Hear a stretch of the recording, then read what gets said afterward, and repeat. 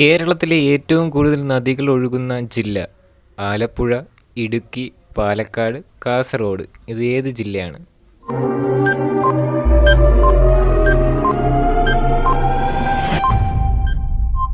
Answer Kasaragod. ആയുർവേദത്തിൻ്റെ തലസ്ഥാനം എന്നറിയപ്പെടുന്ന സ്ഥലം ഏതാണ്? പട്ടാമ്പി, കോട്ടയ്ക്കൽ, എറണാകുളം, തൃശ്ശൂർ.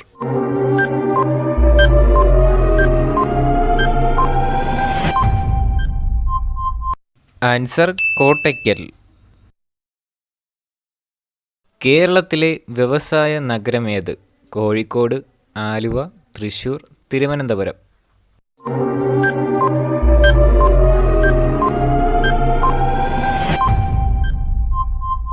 ആൻസർ ആലുവ. കേരളത്തിലെ വനഭൂമി ഇല്ലാത്ത ജില്ല? കണ്ണൂർ,